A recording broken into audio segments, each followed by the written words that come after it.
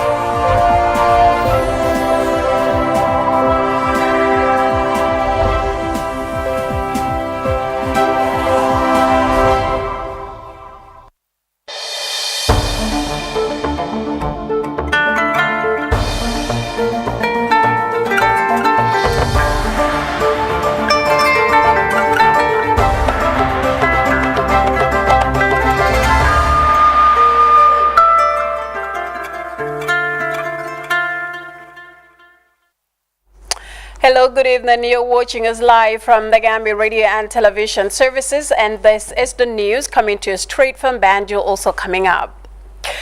After qualifying for the 2022 African Cup of Nations for the first time, His Excellency President Adama Barrow rewards Gambia national football team with $11 million. The Chief of Defense Staff of the Gambia Armed Forces begins a nationwide tour of military installations across the country.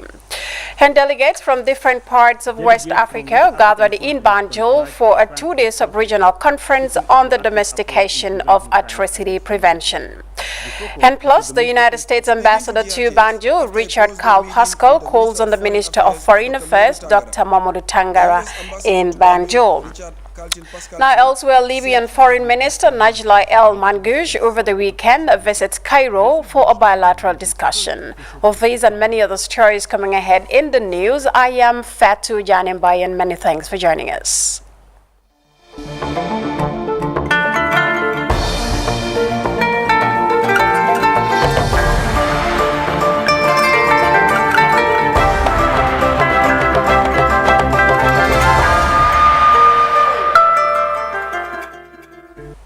Well, it's good to have you with us. And now we begin this bulletin with the presidency, where His Excellency President Adama Barrow has rewarded the Gambia national football team with $11 million for qualifying for the 2022 African Cup of Nations for the first time. Louis Mendy was at the award ceremony, which took place on Monday at the State House, and report that the under-20 football and national volleyball teams were also rewarded for their recent successes at the international scene. National volleyball team, $11 million to the national football team, the Darling Scorpion, for qualifying for the 2022 African Cup of Nations, the first time in the history of the Gambia. The coaches received the check on behalf of the team at the State House on Monday.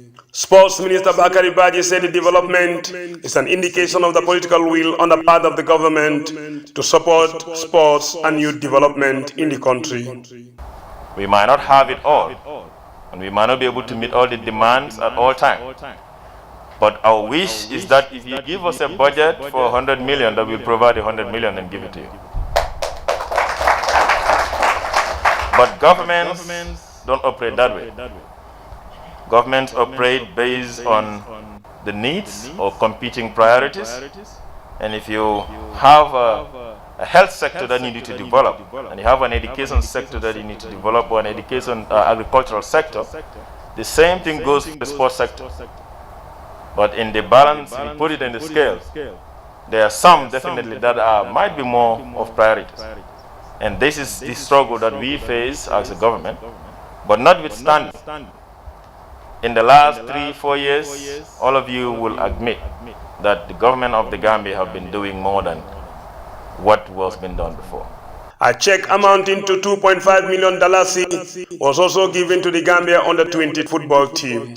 A tap on the back as champions in the recently concluded WAFU Zone A Under-20 tournament, in which they triumphed over host nation Senegal by 4-3 on penalties. Sports Minister Bakari Baji congratulated the boys and said the Barrow government will continue to reward hard work. If players are professional, their income is huge. They can equally be able to contribute greater to themselves, to their families, and to their communities. The national volleyball team was also given a check amounting to $500,000 in recognition of their growth and win against Morocco in Nigeria, making them the best volleyball team on the continent. Lamin Jame, the first vice president and the Gambia Volleyball Federation, said volleyball has recently experienced infrastructural and personal development thanks to President Barrow. This was manifested when the volleyball team, the beach volleyball, went in for all African Games. And then they were able to come up with, first in their competitions with a gold medal, which is for the first time in the history of the Gambia. You have invited us here and then awarded us, each player and then the coach, a land that will continue to help them and then their family to another level that gives them pride and hope that on the whole, volleyball can equally change their life like any other sports that we're talking about. The award ceremony was also graced by the Fisheries Minister and the Tourism and Culture Minister Ahmad Ba, who lauded praises on President Barrow, whose vision for sports, he said, is the result for the recent achievements the country is celebrating. We were in this room here, in the cabinet room, and I know that there has always been tension between the Minister of Sports and the Minister of Finance. One day the President said, look, I'll find a solution. When we came back, he said we are going to create a levy on football, on sports in general in this country. He said this is the only way we can kickstart the issue of financing our sports and developing our sports. And it was because of that idea of the President that brought us to the level where we can hire a jet for our footballers to go, and feel very proud. In the senior national team, after breaking this record, we don't want to go to Cameroon in 2022 just as mere spectators, just for being there. We want to go there and come back home with very respectable results. And this could only be achieved with good preparation and with early preparation. Therefore, Your Excellency, we've been started. Delighted for what President Barrow has done for them, the boys say they will always lift the Gambia's flag high whenever they are called for national duties. And as President Barrow rewards the Gambia's sportsmen, to whom much is given, much is expected, as the national football team prepares for the 2022 African Cup of Nations. Louis Mendy, GRTS. And now the second ordinary session of the National Assembly on Monday presided over the second reading of Clause 3, Section 13 of Tourism Amendment Act 2003 on child trafficking. Now, meanwhile, deputies have also tabled the documents of 2 shortlisted names for the vacant positions of Commissioner at the National Human Rights Commission. Bar Ibrahim Cham witnessed the proceedings and he filed in this report. It was the second reading of the proposed 2003 Tourism Amendment Bill on child trafficking. The initial 2003 Act stated that the punishment for anyone found guilty of child trafficking will face a jail term of nothing less than 5 years in prison with a fine of $100,000. However, the Justice Ministers proposed an amendment to Clause 3, Section 13, which states that anyone found guilty of child trafficking will face a fine of nothing less than $50,000 and a life imprisonment. NAMS argues that if one faces a life sentence, he or she will not see any benefit or reason to pay a compensation fee. Whether we want to put it life imprisonment or up to, he could be sentenced to life imprisonment or lesser than life imprisonment as well, then you can put a fine that if they don't pay the fine, they have additional. But with this, it wouldn't make sense for any convicted person to pay. Let's see whether what is this name? You either remove life imprisonment, say 25,000, 25 years imprisonment, or 50 years imprisonment, or 20 years imprisonment with 500,000. That one can understand that. But if you sentence me for life imprisonment, you want me to pay $1? I will not pay. The Justice Minister, however, intervened and clarified the doubts of parliamentarians. If the person is convicted and incarcerated, this fine, even if he or she doesn't pay it, but the fine becomes an issue if any parole or pardon is going to be considered for him. There are times that the state can exercise its discretion to release prisoners, even if they are on life imprisonment. I'm not saying it will happen, but if there is an accompanying fine, this is an opportunity to insist that the fine must be paid before we even consider giving you a pardon. To go a little bit beyond that, the fine, like I said, is a form of recovery for government. This is not meant for the victim.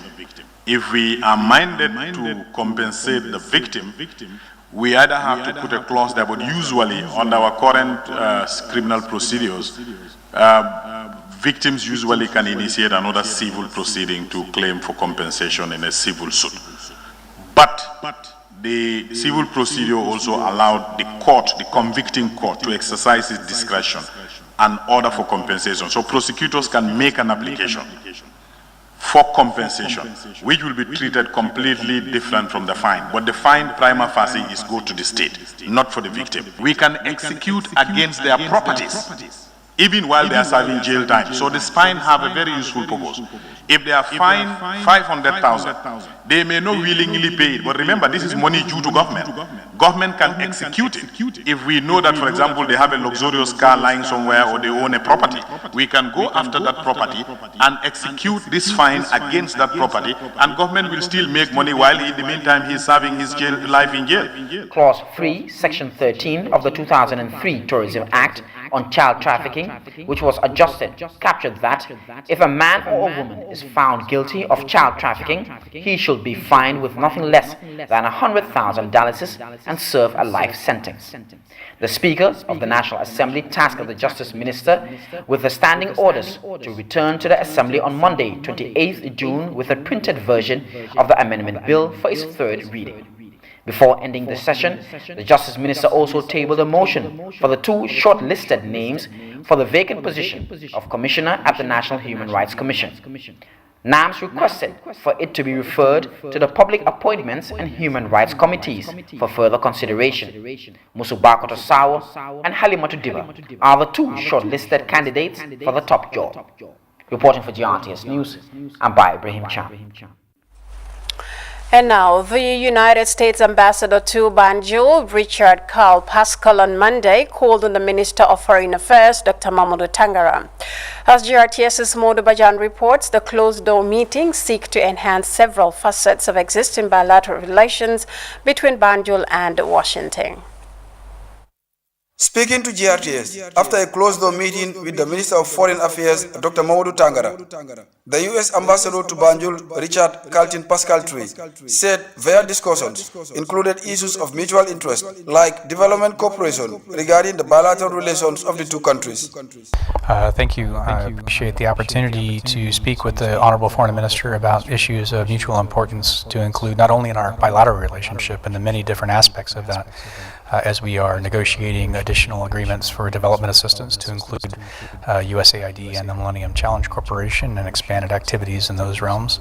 Our shared objective to combat COVID-19 and all of the work that's going on between our two governments as well as multilaterally in that sphere. But also discussing regional issues of importance to include the recently concluded ECOWAS Heads of State Summit, the situation in Ethiopia, and other matters of international importance where we are seeking consensus among international partners to address threats to peace and security and to human security and to move forward. The US diplomat also underscored their resolve to enhance what he called excellent bilateral relations between the two governments and peoples of the United States and the Gambia. We are very fortunate to have excellent relations between our two governments and our two peoples, and we look to continue to strengthen that relationship and to work together to maintain peace, stability, and seek economic prosperity for Gambian American people alike. We continue to work on finalizing an expanded development agreement. I'm here accompanied by our defense attaché, who is based in Dakar, making his first trip here to the Gambia, Colonel Michael Lee, to also discuss the further expansion of our bilateral military-to-military relationship. I appreciate the Honorable Minister's time to touch base with him and to seek to forge common consensus on some really important matters affecting regional peace and security.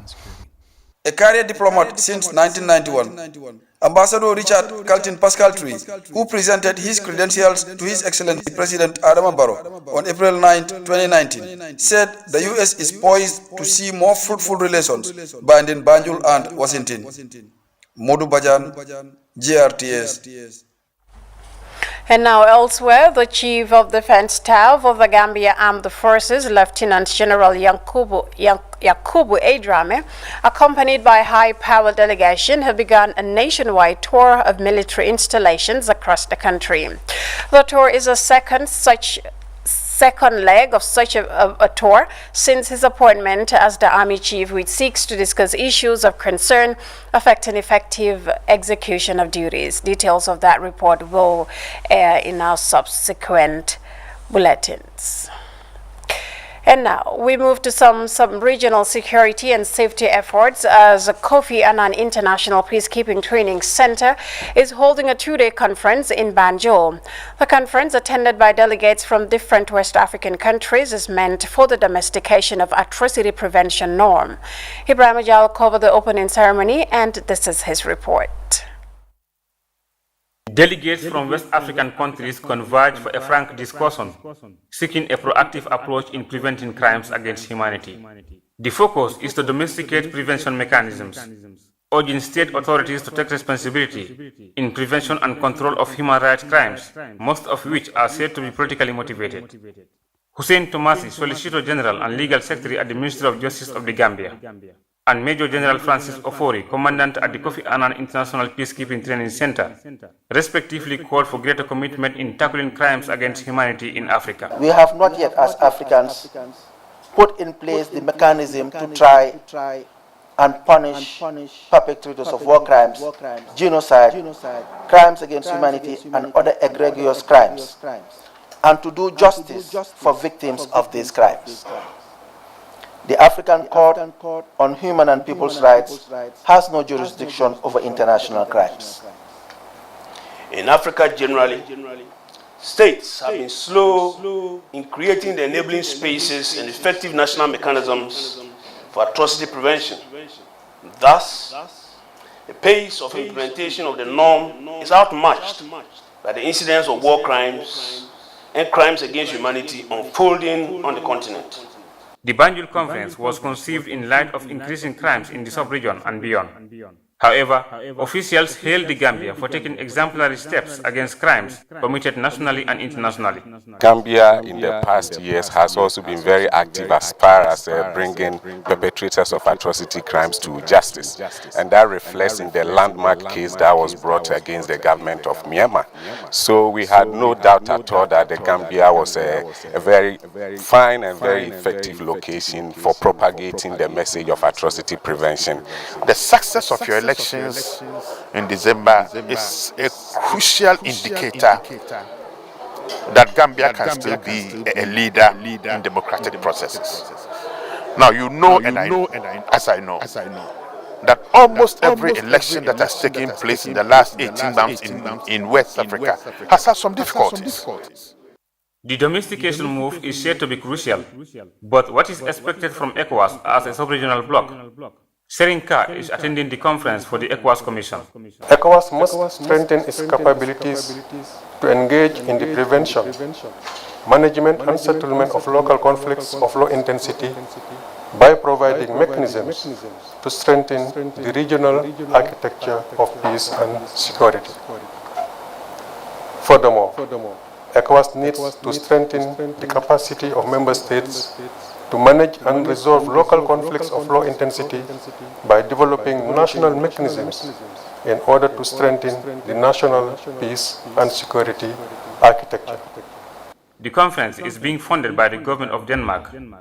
Its ambassador, accredited to some West African countries, including Ghana, said Denmark is pleased to support this initiative for the prevention of atrocities. The two-day conference continues on Tuesday. Ibrahim Jallo, GRTS News. Now, still ahead for you on the program, a free medical surgery camp is on the way at the Sharab Clinic in Kanifing, courtesy of Direct Aid. As Khadija Tujalo reports, 30 patients have so far benefited from the package. This is not the first time that Direct Aid, which has become a household name in the Gambia, supporting different sectors of this economy, collaborates with Sharab Medical Center to fund this free surgery camp. The country director of Direct Aid, Abdulatif Oraiho, highlighted the significance of helping to better health care in the country. Direct Aid is doing quite a lot of things for the country of Gambia. And medical surgery camps is one of the key activities we are doing in the benefit of the Gambians. I am sure these surgeries will reduce the pain for many of you. And we pray, and I pray, the Almighty Allah subhanahu wa ta'ala, that these patients will be, inshallah, as quickly as possible back to their normal life. Post-trade operation is among the various types of surgery that are being done during the week-long camp, explains Dr. Abubakar Jah of Sharab Medical Center. He also underscored the trust bestowed on him and his team by Direct Aid and the patients for quality service. 2017, as mentioned, we embarked on a similar project and operated up to 30 patients, all successfully with no significant side effects. And I'm happy that some of the beneficiaries are here today to give their appreciation and gratitude. This week's camp is a very important one. We are also aiming to do up to 30 high-quality surgeries, and some of the beneficiaries are here today. Some of these surgeries that we are going to do, like prostate operation with cameras only, there is no cut on the patient. These are very expensive surgeries, very high-class surgeries, but we are going to do it in collaboration with Direct Aid, free of charge for these patients. Papa Ali Seka, who benefited from a similar free surgery in 2017, said it was successful and he is enjoying good health thanks to this collaboration. This intervention is the latest among a range of activities by the Kuwaiti-based organization for the citizenry geared towards improving lives and livelihoods. The endeavor, Basiru Drame of Sharab said, is needed by many who are less privileged in society. We are hopeful that this opportunity will be more readily available in the future, as well as for the cost of society, the care in extensive high demand for health care. Khadija Tujalo, reporting for GRTS News. Now elsewhere, the Sustainable Land Management Committee of the Lower River Region visited intervention sites under the Dry Land Forest Project, funded by the United Nations Food and Agriculture Organization under the Global Environment Facility. The project is jointly implemented by the Natural Resource Consulting Company, the Department of Forestry, and AdWork. Alajimbai has more on that in this report. The monitoring tour is part of activities carried out by the Sustainable Land Management Committee in the Lower River Region to ensure that projects implemented within the region are environmentally friendly for the sustainability of natural resources such as land. The project, according to the regional forestry officer for Lower River Region, Alaji Sanyang, is crucial in mitigating deforestation and land degradation. The project supports us in assisting the communities to make sure that they get all the required documents that will allow them to have their own community forest. And not only that, they also support us in rehabilitating that forest, because we all know that the forest is highly degraded. And how do we rehabilitate it? That is, we have to plant, raise some indigenous tree species that will be planted inside the forest. And we have observed the activities that are being carried in those projects. And during the consultation, we have also given our expert advice to those projects to make sure that the land is properly managed or properly protected. The regional program officer of the National Environment Agency, Abdul Samadu Hydra, said the objectives of the project on land and natural resources sustainability are in line with his agency's mandate. Anyway, we advocate, we supplement, and we also facilitate environmental laws to make sure that the environment is sustainably used. So this trip, as far as it is concerned, it is in relation to agricultural land, forestry land, or generally land uses, which all fall under the environment. We have laws governing the environment, and we have laws that governs environmental institutions' activity. So with this thing, we also look at how friendly is the environment, how sustainable it is, with respect to the flora and fauna species that we used to come across. The chief of Kiang Central, Alhaji Demba Sanyang, stressed that interventions by the committee can also help in addressing land-related disputes in the region. I'm representing all the chiefs, but what we are advocating is that disputes and conflicts are addressed within our communities, more so on land matters. We are advising our community members to adhere to those policies when they are transferring land or allocating land. Let them go and see the proper authorities before doing so. If not, it will bring a problem between them and the investors and whoever and any other interested person. At various sites, project staff and beneficiaries discussed the successes registered as well as the challenges faced in the implementation of their projects. Alaji Mbaye, GRTS News. And now we shift attention to the Upper River region, where the community of Gambisara over the weekend adopted the Chief Executive Officer of Gash Global, Abubakar Jawara, as their honorary father. The event, as Baba Silla reports, was highly attended by fans, community elders, youth, and other political figureheads. Mobilized in large numbers, men, women, and children line up along the highway in a jubilant and enthusiastic celebration to welcome the business tycoon and his entourage in his native village of Gambisara in the Upper River region, where the groundbreaking launching took place. Graced by prominent political figures from different political parties and fans from different regions, demonstrated a high sense of love and compassion for Abubakar Jawara. The guests include the governor of the Upper River region, the National Assembly member for Kantora, and representatives from various political parties, among a host of other dignitaries. It was a night of fanfare with musical performance by popular musical stars from Senegal and Mali, Djiby Dramé and Umu Sankare respectively.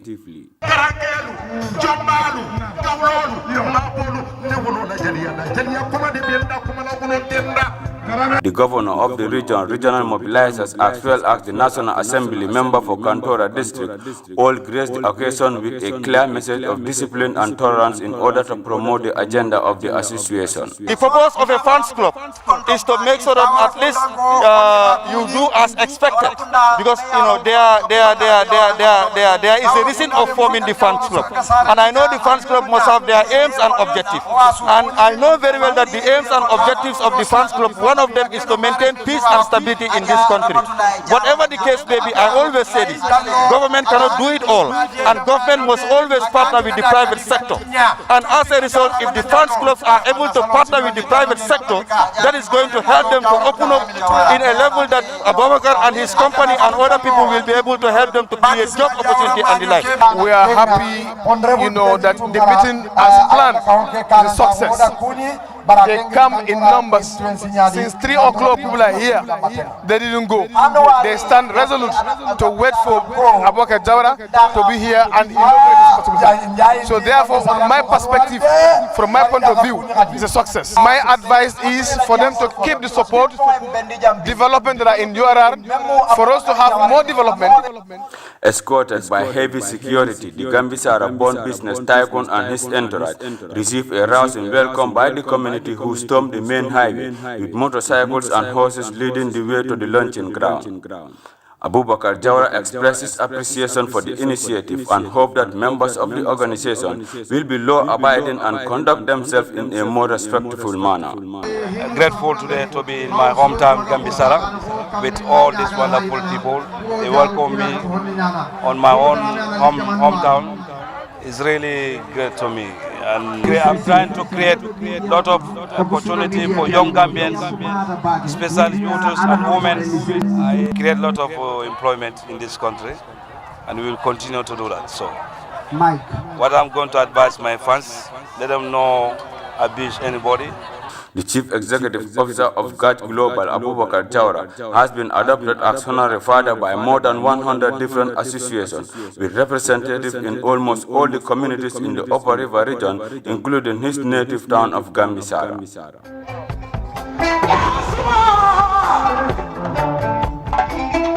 For GRTS News, I am Baba Silla. Well, time not to take our false break. When we return, we'll take a look at news beyond our shores. Do stay with us.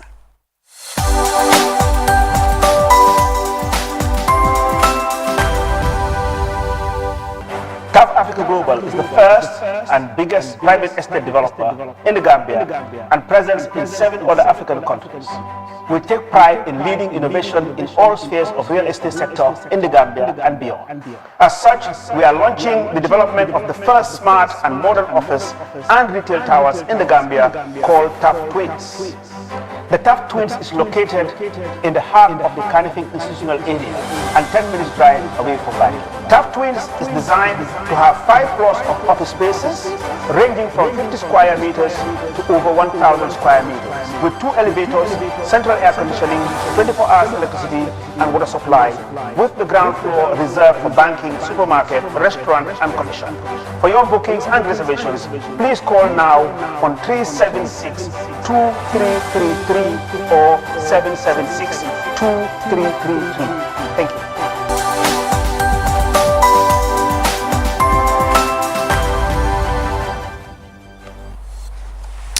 Welcome back. You're still watching the Gambia Radio and Television Services, and this is the news at 2200 hours with me, Fatu Janimbai. And we shift attention to news beyond our shores. Libyan Foreign Minister Najla El Mahrouj made her first official visit to Cairo on Saturday. She met her Egyptian counterpart Shamir Shukri. The two ministers discussed support that Libya needs to complete its transitional road to election in December. CGTN's Abdul Mahrouki has the details. Ahead of the second Berlin International Conference on Libya, the Egyptian and Libyan foreign ministers met to discuss some of the pressing issues. This is Najla El Mangoush's first official trip to Cairo. The Libyan foreign minister came to ask for Egypt's support in unifying Libya's security institutions. We need to resolve the security aspect in Libya as soon as possible. Mercenaries must completely evacuate Libya. We have to deal with the presence of foreign military forces to restore Libya's sovereignty over the territories and to avoid Libya from sliding into another conflict between international powers. We must also resolve the militia status quo. They should be included in national security bodies whenever that is possible. After years of suspending Egypt's diplomatic mission in Libya, the two countries have recently resumed the activity of the Joint Consular Committee. It is concerned with coordinating the efforts needed to reopen the Egyptian embassy in Tripoli and consulate in Benghazi. Libya's unity government has been working tirelessly to convince countries to resume their diplomatic missions. It's a much-needed step that would reflect the world's confidence in Libya's interim cabinet's ability to restore security and hold elections in December. There are many security challenges. There are many economic challenges. We must resolve an inherited division that lasted for several years. The unity government comes to provide hope, but we must be realistic in our support to the political process. It is progressing slowly. There are local signs and international initiatives that promise support to the transition in Libya. The two foreign ministers will meet again on Tuesday in Berlin. El Mangoush says world powers can change the status quo by having a clear timeline to apply UN resolutions concerning Libya. With an over 1,000-kilometer long shared border, cooperation between Egypt and Libya is inevitable. This first-of-its-kind meeting between El Mangoush and Shukri in the Egyptian capital is an affirmation that the unity government still enjoys support from its neighbor, in hopes to put an end for this decade-long conflict within a 6 months' time by holding general elections. Adel Mahroui, CGTN, Cairo. And the Chinese health authority says the mainland has administered 1 billion COVID-19 vaccine doses to the population. The foreign ministry said government has provided over 350 million doses to other countries and regions. CGTN's Jen Zijuan has the details. Bring this into a context, understand how fast this is done. So on June 15, that was when the 900 million doses was announced. That was within 5 days in comparison to the 800 million. So that was very fast. And let's go back to in March. So when it hit 100 million doses, so it's from 100 to 200 million doses, it took 25 days. And then that process actually speed up. So it was from 200 to 300 million, that's actually only 18 days, and that continued to speed up from 300 to 400 million doses, that's only 8 days, and then we come to 800 to 900 million, that's done within a week. And I want to share with you what chief expert of the Chinese CDC, Xiao Yiming, says. He says daily vaccination can reach 20 million doses per day. What's that mean? China is capable to have the production capacity to meet such huge demand to make the vaccination done. So that's a big deal for the entire chain, from production line to go off to the market to be used, to be injected into human body. So that's a big deal, capable to reach such a demand. And I want to fill you in a little bit. There are a total of 7 Chinese COVID-19 vaccine that are in use or earn emergency use in this area. Well, from the report on China's COVID-19 vaccine doses, we'll take a short break. When we return, the news continues in just a moment.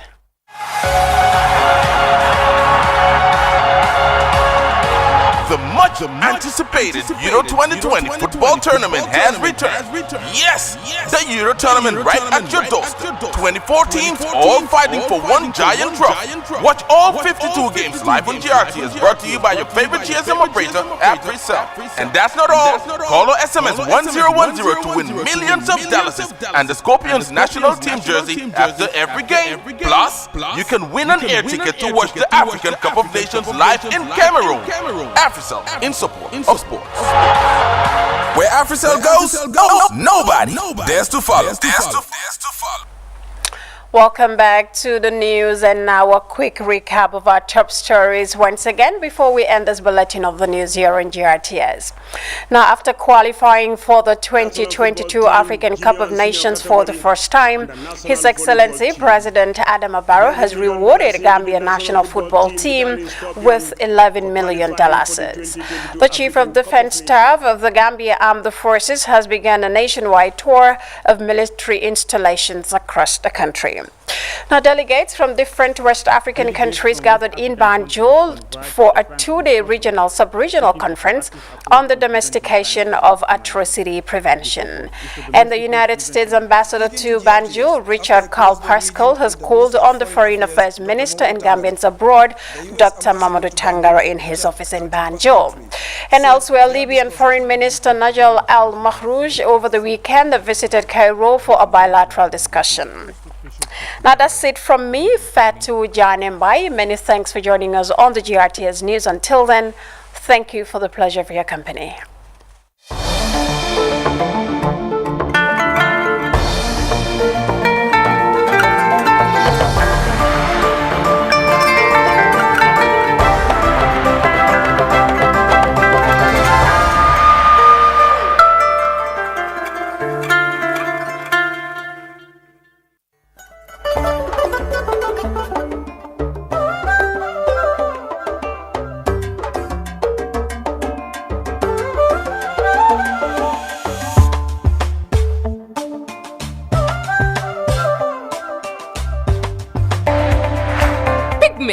Now on, for one, here comes another exciting opportunity to win amazing prizes. Yes, be a part of the Pig Milk Mega Promotion and win bags of rice, bags of sugar, gallon of cooking oil, cartons of pig milk, and other pig milk products. All you do is collect 10 pig tin wraps in an envelope. Get ready as many envelopes as you can to increase your chances of winning with your name, address, and a telephone number. Drop off at the collection centers, Birkama FMB Radio, Talinding Market, Serakunda Market, Tanje Beach, Tabokoto Traffic Lights, or call 7784-006 or 225-2241.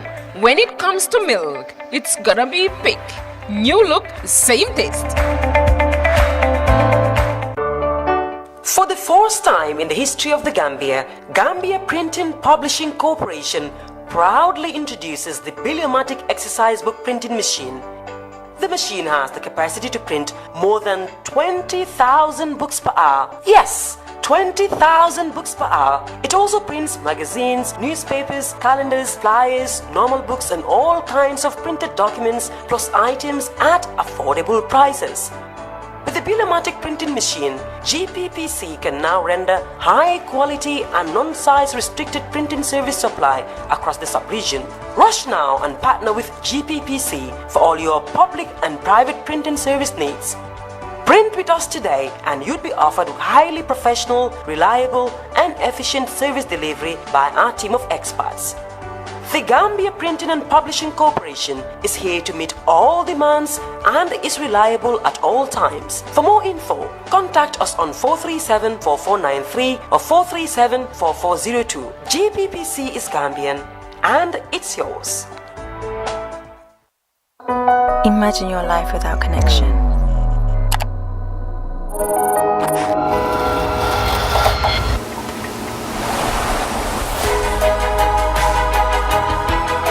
Every change comes with new challenges and opportunities.